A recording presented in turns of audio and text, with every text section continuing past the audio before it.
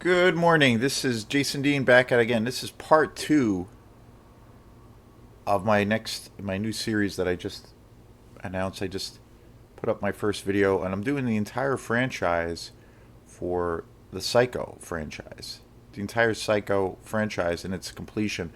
I've been watching each movie in succession, and like I mentioned in the first video, I for some reason I never really thought of when I think of Psycho. I mostly just think of Alfred Hitchcock's classic, original film from 1960, and how that really ushered in a new time of filmmaking, and how really Hitchcock's influence has just had this generational thing where it's just influenced so many films. And I talked about like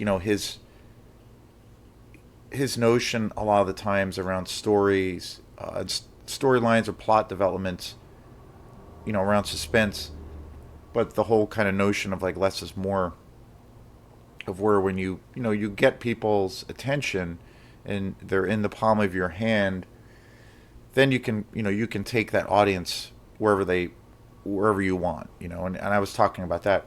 And for some reason over the years I haven't really thought of Psycho as, say, being a franchise.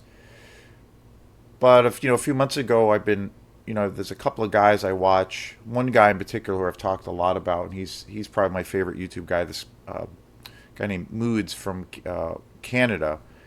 He mostly specializes in doing shows around where he does lots of extensive coverage on all kinds of horror exploitation movies. But he did a show fairly recently where he talked a lot about the sequels to Psycho, Alfred Hitchcock's classic. He talked a lot about part two and part three, and I again, it was one of those things where I definitely I've seen all of these movies. I think I remember seeing part three, or maybe part two. I might have even seen that in the theater when I was a little kid. But I definitely saw those films when years and years ago. I had completely forgotten about them for some reason. And I remember reading somewhere too that Anthony Perkins, who plays Norman Bates, had directed the third one. So I was like, oh wow! But in this review that Moods was, where he was talking about these films, he really felt that they were really great, and as great as the first one was, the iconic movie that it is, he almost loved the other ones better to a degree. So it really piqued my interest. So since then, I tracked down and I've rented from the Great Opera House Video.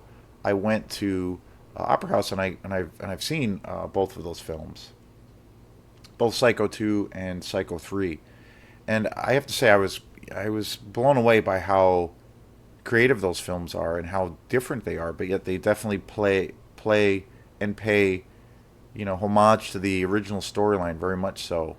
But it's a real cool. The characters go, particularly around Norman Bates' character. He has these really interesting arcs in these other films. And Psycho 2, damn, I forgot what an awesome movie it is. And I love too that there's a feeling around that film where it has it kind of messes with your expectations as to what you feel like the film is going to be about. And it's centered around these characters that are tied to the first one to a degree, but where they're trying to basically blame and get Norman Bates. He's accused. He eventually gets accused of these other crimes, and they're trying to stir that pot to like basically get him to be put in jail eventually for his entire life. And so it plays with this whole notion of like, if you like, who is actually responsible for these crimes, that these series of people who are disappearing and getting murdered. But really, really awesome movie, totally original, really great. I really love the second one in particular because it just had a real element of mystery around it. It came out in 1983, and again, I haven't seen this movie in years. It was directed by Richard Franklin, and it stars Anthony Perkins. Vera Miles is in it. She she was in the original. Tom Holland, Meg Tilly. Meg Tilly's amazing in this film. She plays Mary Loomis. She's one of the central characters in part two, in Psycho 2, and she's I guess you could kind of consider her to be the love interest to Anthony Perkins. The storyline is basically centered on part two for Psycho, where Norman Bates' character has basically served his time in prison, and he's looked at, okay, he's paid his dues to society, so he's basically trying to kind of rebuild his life. And the state took control over the house and also the hotel, the Bates Hotel, and he basically, it follows, which I love too. It really follows the storyline and the kind of the real time application of where the first one left off, and it follows him in the aftermath of he served all of this time in prison. Now he's out. He's trying to essentially rebuild his life. He starts working at this local diner in the kitchen, and and then his life. He's slowly trying to reassemble his life from that point on, and that's where he befriends Meg Tilly, who becomes like a central character, and it's super interesting, super fascinating, and also it stars the great Robert Loggia, who plays Dr. Bill Ramo, who's in charge and who's basically Anthony Perkins' doctor, and he's overseeing, making sure that he is, trying to do what he can to fit into society again, and also rebuild some kind of life again from this horrible tragedy, and it's a fascinating movie. I was really really surprised. The other thing that I was super excited about, which I didn't know, Dean Cundy, who I've mentioned many times in the past, particularly around the Halloween films, John Carpenter, especially the first Halloween and also Halloween Part 3. Dean Cundy is the cinematographer for Halloween 2. I mean, for Psycho 2. Dean Cundy is like my favorite cinematographer. He just has this amazing ability to light a scene or light all of these shots where there's not a whole lot of lighting. He uses a lot of natural light, but I think he's one of the greatest voices, the greatest voice in my book of as far as creating atmosphere in film. So I was super excited when I saw his name in the credits because I'm a huge fan. Dean Cundy's mostly well known for all of his work with John Carpenter. Just incredible. He like I recently watched Escape from New York from John Carpenter, and Dean Cundy did the work for that, the cinematography, and that's just such an amazing film and still holds up in every way, and it feels like it came out yesterday. It's just an amazing film, and it's real testimony to the ability that he had or has as a cinematographer to just create these incredible landscapes through the visual lens. Just incredible. I so I was really excited by that I saw that he was involved with the film. I had no idea. So it was very cool. The and I feel like the other interesting thing too with Norman Bates' character portrayed by Anthony Perkins, he does such an incredible job in this film. He really shows all these different dimensions to his character. You see how he's trying to make amends for his crimes.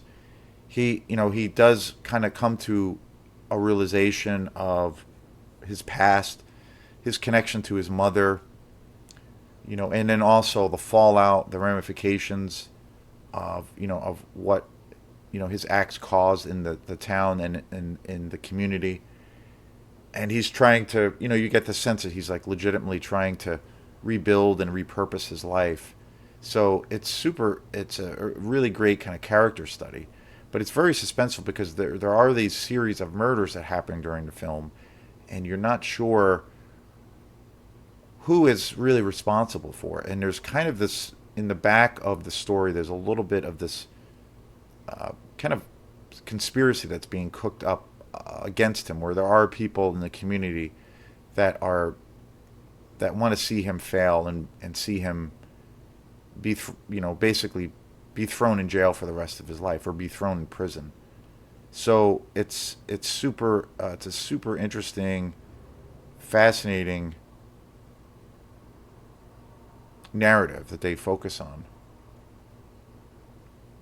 And Richard Franklin, he's I mean the direction of this film is just pretty amazing. I was really amazed by the high level of how this film was constructed. And so I've been doing a little bit of research on Richard Franklin, the director, and he also did this other movie which I just recently bought. And he's a an Australian director. He did this incredible movie called Road Games that stars Stacy Keach and Jamie Lee Curtis, which is this really great pot like kind of a pot boiler suspense thriller film that has elements of horror and a little bit of a slasher kind of element. I just recently bought that on Blu-ray, and it's an incredible movie. That was a film I kept hearing about, and I didn't realize that was the same director, Richard Linklater, who is Richard Franklin, who is this Australian director. Just so it was really a really cool connection, and I'll definitely do or I'll definitely do a review on Road Games. He also did a movie called The Blue Lagoon, and he's done a lot of television show. He did another film. He's done a series of television shows. Into the Night was another film he's done. Cloak and Dagger. So yeah, very cool. It was a very cool discovery to see that connection with this film. I really love the tonal shift of it. It has this real Psycho 2 has a real fresh kind of. I like. Well, I love it because it's not trying to be. It's not trying to be Alfred Hitchcock. They're not trying to recreate that same kind of space. Richard Franklin was coming at it with his own vision. Obviously, in his own right, Richard Franklin's an incredible director, and he did a really great job by giving you this kind of like a fresh way of looking at this sequel, but it also very much stayed true to the original story, and it's definitely a very much so. It's a great continuation of the story, but he's giving you something new and something different. I think, with sequels, it can be really hit or miss. There's in the age that we live in, of franchises and trilogies and prequels, all those things. Like it's pretty rare when I think when you have a sequel or even a prequel or even for that matter a complete franchise where all the dots are connected and overall it tells a really cohesive story and it keeps you engaged, and it's and because the seeds for films that become franchises, it's obviously because there's an audience where that audience is like invested in the characters, and then also it, to a degree it's like craving to see where these characters will end up in different stages of their life. So it's a pretty rare thing when it happens. I think there's some examples of that with say the Alien movies. As a franchise, I'm not a huge fan really at all of the franchise, but Alien and Aliens I think is a perfect example of that. Directed by Ridley Scott, and also James Cameron directing the second one. Same thing. It plays off of the original classic, but yet gives you something new and fresh. But it has those elements, and it's a great character narrative or continuation, and you see the characters that you care about. You see them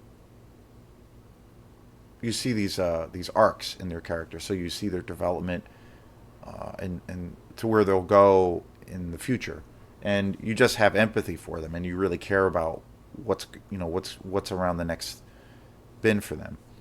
So I thought this movie Psycho 2 is a perfect example of that, of where they really, where Richard Franklin really connected those dots. And yeah, I was super excited, and it definitely, the thing that I noticed with these franchises, like when I'll go into the next show around Psycho 3, that film I kind of feel like ventures into more of a slasher film to a degree. But this film definitely has that. It's definitely plays out. Psycho 2, I feel like plays out like a little bit more of a mystery film, but it has a lot of interesting colors and hues to the characters, and it's a great kind of continuation of the story. I loved it. It's beautifully shot, like I said, by Dean Cundy, and it's a killer movie. I don't own any of the other Psycho movies on Blu-ray, but I'm definitely going to be getting them. And I'm looking forward to tracking down some, a good edition of these other Psycho movies on Blu-ray, particularly if they have some, good packages, maybe with some great insight with like through special features. I'm all about tracking down movies that have that insight. It's a great thing, especially if it's a film you really love. Like for me, I love seeing a good documentary on a film that I love, or even a director. I just think it's, you just learn so much more, and you also get all these different insights. You see what their influences were, and then it might open you up to other projects and other films that you were not aware of. So that's one of the greatest things that I love about seeking out Blu-rays and DVDs that have those collections. So that's what I'm going to be looking for, in the future when I try to seek out these movies. They're just tremendous movies. I can't recommend Psycho 2 enough. And it's and it's been pretty cool. I haven't watched these films literally back to back. There's been space. The other franchises that I did reviews on, like Friday 13th and the Avenger films, I literally watched those in succession over like a period of a couple of weeks, or a couple of days. So it was always a thing that was fresh. With this franchise, it was a little bit broken up. It wasn't until I saw Psycho 3 last night where I kind of always think of new ideas and new shows that I can do, and maybe some new, I'm always thinking of movies that I want to talk about. And I like the idea of doing the franchise thing because it's been a lot of fun, and I've been doing them. I've done it twice. So after seeing Psycho 3, I was like, wow, like these are all killer movies that I completely forgot about. So I should talk about them and do a show on the complete franchise. So, yeah, amazing film. This is Jason Dean. So if you get a chance, please like and subscribe to my channel, and we will see you next time. Peace.